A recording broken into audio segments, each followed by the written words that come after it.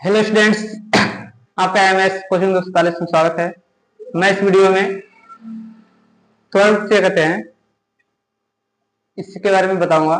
त्वरण क्या होता है, ठीक है, और गति का समीकरण भी बताऊंगा। चलिए देखते हैं त्वरण किसे कहते हैं।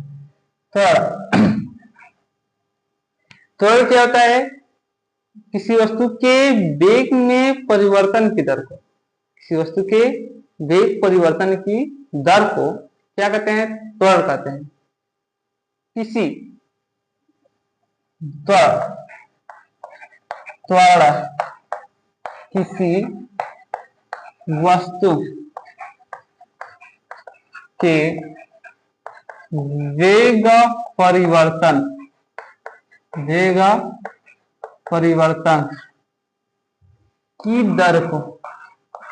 की दर को त्वरण कहते हैं।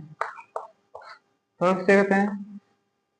किसी वस्तु के वेग परिवर्तन की दर को त्वरण कहते हैं। त्वरण कहते हैं। देखिए, त्वरण को एक्सीलरेशन इंग्लिश में बताइए, एक्सीलरेशन। इसलिए इसे किससे करते हैं? इसे ए से व्यक्त करते हैं। इसे किससे व्यक्त करते हैं? इसे ए से व्यक्त करते हैं। किससे? त्वरण को व्यक्त करते हैं। क्या करते हैं?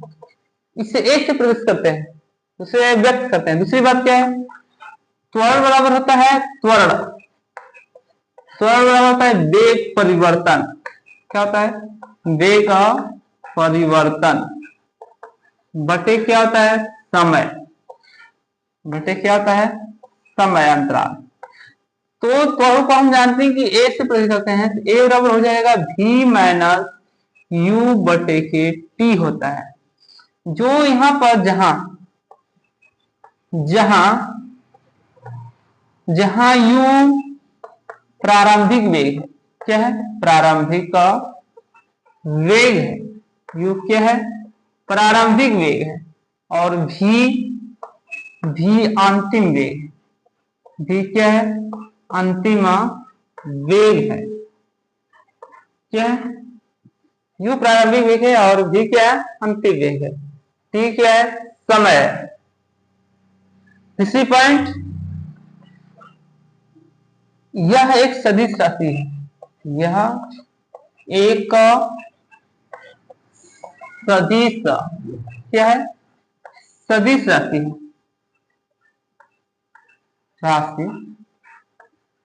है। त्वरण जो है कौन सी राशि है? सदिश राशि है। अगला पॉइंट बताया कि त्वरण जो होता है, त्वरण एक सदिश राशि है। त्वरण का एम के उत्पत्ति में त्वरण का मात्रक क्या होता है?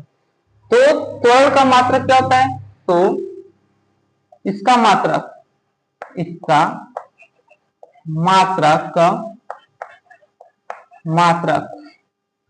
मीटर प्रति सेकेंड होता है। मीटर प्रति सेकेंड स्क्वायर होता है। अच्छा, ये मात्रक निकल कैसे आता है? तो मैं आपको बता दूं कि मात्रक निकल के कैसे आता है, इसलिए मैं आपको यहाँ बता दूं मात्रक निकलता कैसे। यदि हमें त्वरण का मात्रक यदि नहीं याद हो तो हमें क्या याद होना चाहिए? v माइनस वेग परिवर्तन वे माइनस यू बटे के टी। यदि हमें वेग का मात्रक है तो हम याद निकालेंगे। इसका मात्रक निकालना है, ए का मात्रक निकालना है। ए का मात्रक क्या निकालना है? ए का मात्रक निकालना है। क्या निकालना है? मात्रक। तो हमें किसका मालूम होना चाहिए? वेग का मात्रक मालूम होना चाहिए। तो वेग का मात्रक हमें क्या होता है मालूम होता है? हमें वेग का मात्रक मीटर प्रति सेकेंड।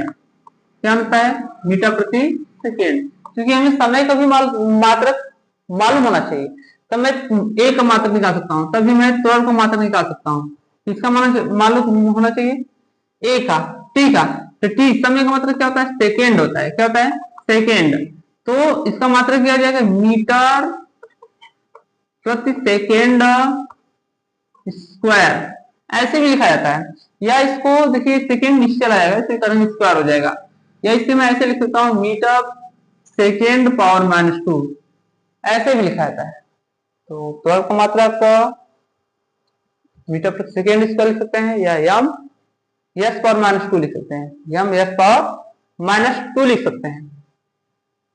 इतनी बात समझ आई। तो मैं बताऊं कि गति का समीकरण क्या होता है। गति के तीन समीकरण होते हैं। मैं कुछ आपको ग्राफ पढ़ाऊंगा, ग्राफ क्या होती है, ग्राफ के बारे में बताऊंगा। वेग समय ग्राफ क्या होता है, दूरी चाल समय ग्राफ क्या होता है, समय ग्राफ क्या होता है, दूरी समय ग्राफ क्या होता है, तो उसे चाल कहते हैं। और वेग समय ग्राफ क्या होता है, इसके बारे में हम लोग चर्चा करेंगे ना। इतनी बात समझ आई।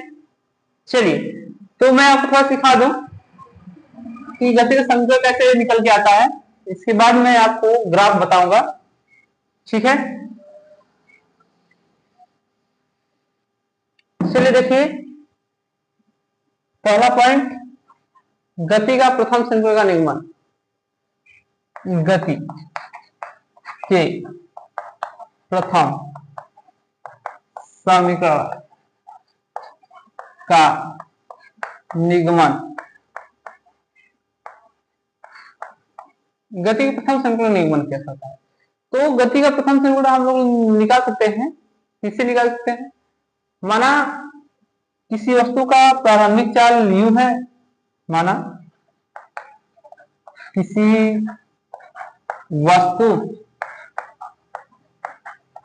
का प्रारंभिक चाल u है, t समय बाद प्रारंभिक चाल u है t सेकेंड में यस दूरी तय करने में, यस दूरी, माना किसी वस्तु का प्रारंभिक चाल u, t सेकेंड में यस दूरी, t सेकेंड में एक समान a त्वरण से, t सेकेंड में एक समान त्वरण a से, एक समान त्वरण a से यस दूरी तय करने में, यस दूरी तय करने में भी वेग प्राप्त कर लेती है, भी वेग प्राप्त कर लेती है, चीज दिखाएं। माना किसी वस्तु का प्रारंभिक वेग u है, t सेकेंड में एक समान त्वरण a से चलने पर यह दूरी तय करने में भी वेग प्राप्त कर लेती है। एक समान त्वरण a से चलने में, एक समान दूरी a से यह दूरी तय करने में भी वेग प्राप्त कर लेती है। तो गति का प्रथम समीकरण निकालना है, तो पहला तो हमारा यहां से निकल के आ जाएगा कि त्वरण बराबर क्या होता है। तो त्वरण बराबर हम जानते हैं कि त्वरण बराबर क्या होता है, त्वरण होता है वेग परिवर्तन। क्या होता है, वेग परिवर्तन बटे क्या होता है, समय होता है। पहला समीकरण तो मेरा यहां से निकल के आ जाएगा। त्वरण को हम जानते हैं कि a से प्रश्न करते हैं, और वेग परिवर्तन को कहते हैं v माइनस u बटे क्या होता है, t होता है। यदि मैं इसको क्या करूं, सीधे गुणा करूं, तो v माइनस u at हो जाएगा। क्या हो जाएगा, at। जैसे ही u को उस पर ले जाएंगे तो v equal to u plus at हो जाएगा। ये आपको क्या हो जाएगा, गति का प्रथम समीकरण हो जाएगा। क्या हो जाएगा, गति का प्रथम समीकरण, समीकरण नंबर 1 हो जाएगा। समझ आया कि नहीं। गति का प्रथम समीकरण कैसे निकला, तो त्वरण से निकाल सकते हैं, क्योंकि हम जानते हैं त्वरण होता है वेग परिवर्तन बटे क्या होता है, समय होता है। क्या होता है, समय। तो a बराबर क्या हो जाएगा, v माइनस यू बटे के t। इसे तिर्यक गुणा करेंगे तो a t यहां हो जाएगा और v माइनस यू यहां पर हो जाएगा। इतनी बात समझ रही है। जैसे u को पक्षांतर करेंगे तो v बराबर क्या होगा, u प्लस at हो जाएगा। v बराबर u प्लस at हो जाएगा। ये है आपका गति का प्रथम समीकरण। चलिए मैं आपको थोड़ा आगे सिखाऊं कि गति का द्वितीय समीकरण कैसे निकलता है, गति का द्वितीय समीकरण का निगमन कैसे किया जाता है। तो गति का द्वितीय समीकरण के बारे में देखेंगे कि गति का तृतीय समीकरण क्या होता है।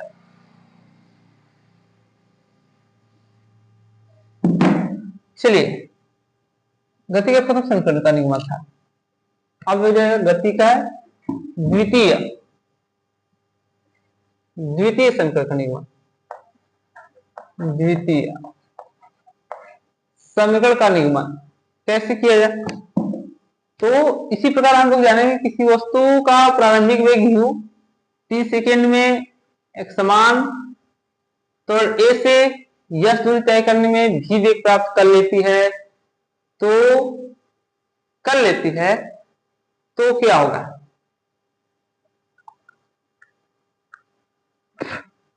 क्योंकि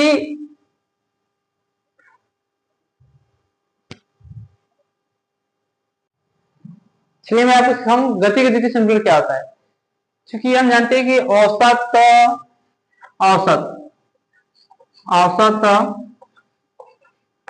4 बराबर क्या होता है? औसत 4 बराबर क्या होता है? दूरी। औसत 4 बराबर क्या होता है? औसत 4 या औसत वेग बराबर क्या होता है? औसत वेग बराबर क्या होता है?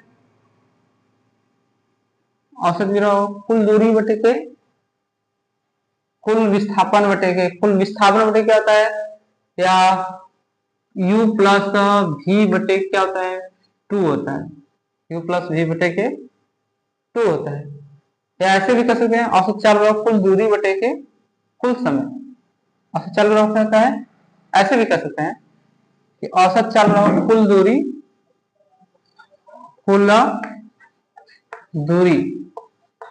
बटे कुल समय क्या होता है? समय। यदि मैं तिर्यक गुणा करूं तो क्या आ जाए? कुल दूरी यहां आ जाए। कुल दूरी बराबर क्या हो जाए? औसत वेग। क्या हो जाएगा? औसत वेग गुणे क्या हो जाएगा? समय। क्या हो जाएगा? कुल समय। कुल दूरी किससे प्रयोग करते हैं? यश से प्रयोग करते हैं। किससे प्रयोग करते हैं? यश से। किससे प्रयोग करते हैं? यश। इसको मैं ये छोड़ दूं। कुल दूरी किससे प्रयोग करते हैं? यश से प्रयोग करते हैं। तो यश से प्रयोग करते हैं तो औसत वेग बराबर होता है। आप औसत वेग बराबर पढ़े चुके होंगे कि औसत वेग बराबर क्या होता है? तो v प्लस यू बटे के क्या होता है? 2 होता है। औसत वेग हो गया v प्लस यू बटे के 2 होता है। समय बराबर क्या है? समय दिया है तो मैं यहाँ पर लिख सकता हूँ t। समय क्या लिख सकता हूँ? t लिख सकता हूँ। अब देखिए औसत जो यहाँ पर है, यदि मैं इसको गुणा करूं तो v का मान मैं जानता हूं क्या आता है। v का मान हमको पहले से भी याद है। तो v का मान हमें क्या है? क्योंकि हम गति के प्रथम समीकरण से यूज करें इसका, तो v बराबर क्या होता है? क्योंकि v बराबर u प्लस एटी होता है। क्या होता है? u plus eighty. यदि मैं यहाँ v का मान u प्लस एटी धर दूं, क्या धर दूं? u प्लस एटी प्लस u इक्वल टू 2 गुणे टी लिख दो तो क्या होगा? तब के लिए क्या होगा? तब के लिए देखिए u u जुड़ जाएगा तो यस बराबर क्या हो जाएगा? 2u प्लस 8t बटे क्या हो जाएगा? 2 हो जाएगा। कितना हो जाएगा? 2। शायद इसके नीचे नजर नहीं आ रहा होगा, थोड़ा सा मैं इसको यहाँ इस साइड करता हूँ। ठीक है, इतनी बात समझ आइए ना। तो मैं यहाँ इसको समझाता हूँ, इस पॉइंट को मैं यहाँ समझाता हूँ।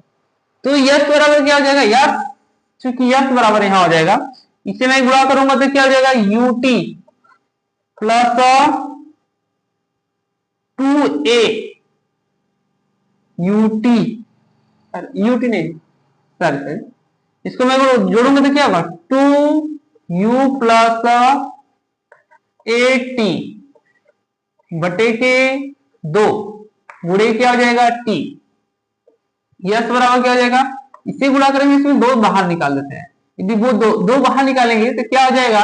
या तो इसको अलग अलग कर देते हैं। गुणा करेंगे पहले, 2ut हो जाएगा प्लस 8t स्क्वायर हो जाएगा बटे क्या हो जाएगा? 2 हो जाएगा। क्या हो जाएगा? 2। इसे हम अलग अलग कर सकते हैं, क्योंकि हम इसको अलग अलग करेंगे 2ut बटे के 2 हो जाएगा अब प्लस यहाँ 2 करेंगे तो ए टी स्क्वायर बटे के 2 हो जाएगा, ये 2 से 2 कट जाएगा।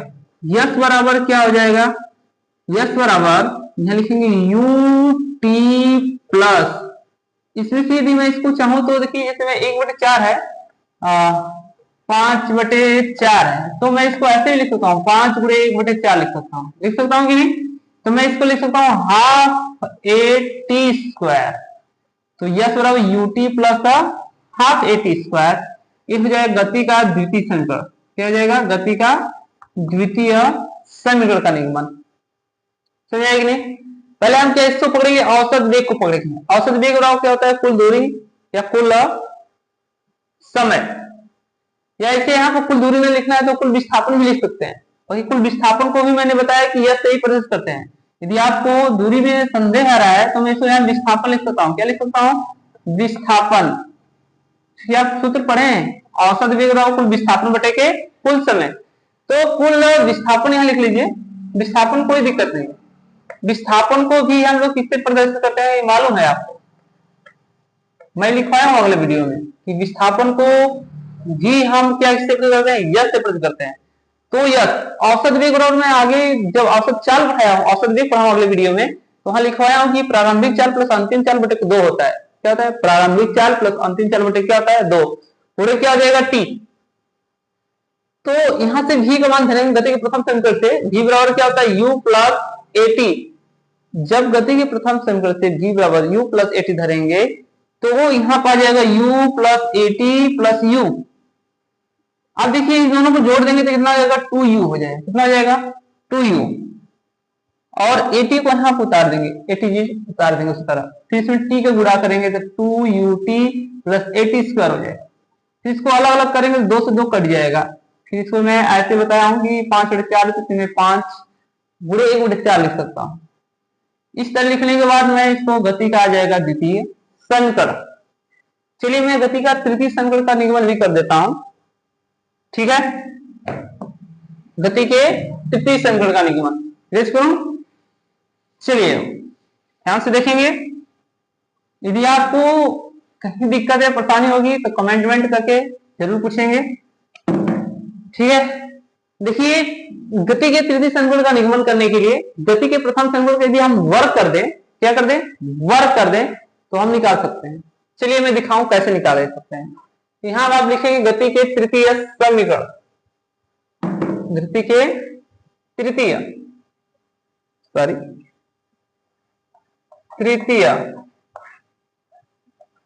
समीकरण का निगमन। चलिए देखिए गति के तृतीय समीकरण निगमन कैसे होता है। इसके लिए हम देखिए क्या लिखेंगे, गति के प्रथम समीकरण, गति के प्रथम समीकरण का वर्ग करेंगे। क्या करेंगे, वर्ग करने पर तो क्या होता है, गति के प्रथम समीकरण होता है g बराबर u प्लस एटी होता है।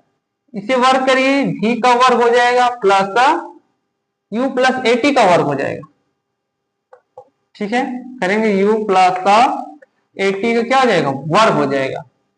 इसे हम लिख सकते हैं v स्क्वायर। इसे हम लिखेंगे, क्या लिखेंगे सूत्र, a plus B whole square से u square plus a square t square. इसे लिखेंगे तो क्या आएगा 2a t u। समझ आ रहेगा यहाँ पर, इतना तो कर सकते हैं।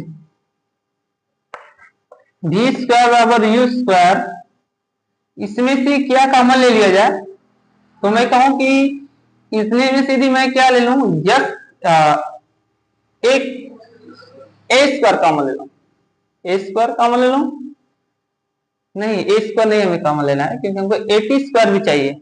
ए टी, हाँ एटी कॉमन ले लीजिए, 280 कॉमन ले लीजिए। यदि 280 कॉमन ले लूं तो क्या बचेगा, ए टी स्क्वायर बचेगा, नहीं बस 2 एक कॉमन लीजिए, क्या बचेगा, ए टी स्क्वायर मिल जाएगा प्लस यहाँ क्या होगा 2 एक कॉमन लिया है तो क्या बचेगा, यू टी बचेगा। क्या बचेगा, यू टी। क्या बचेगा, यू टी। जब मैं इसमें से 2 कॉमन लिया तो इसमें क्या किया होगा, 1/2 से भाग किया होगा, तो यहाँ क्या हो जाएगा 1/2। और इतने का मान क्या है, आप जानते होंगे कि इतने का मान जो है, जो भी मैं लिखने वाला हूं, इतने का मान कितना होता है, यस होता है। तो लिखेंगे वी स्क्वायर बराबर यू स्क्वायर प्लस इतने का मान क्या आता है, यस के बराबर है। किसके बराबर है, यस के बराबर है। तो 2a यस, ये है गति के तृतीय संकड़ का निगमन। गति के तृतीय संकड़, इस प्रकार गति के तृतीय संकड़ को निकाल सकते हैं। ठीक है, कल मैं इसके कंडीशन के बारे में बताऊंगा। इसमें कंडीशन क्या होती है, कुछ दशाएं होती हैं, कुछ ऐसे कुछ कंडीशन होते हैं जिसको आप ध्यान देकर सवाल को इजीली आसानी से लगा सकते हैं। ठीक है, आज के लिए इतना ही, धन्यवाद।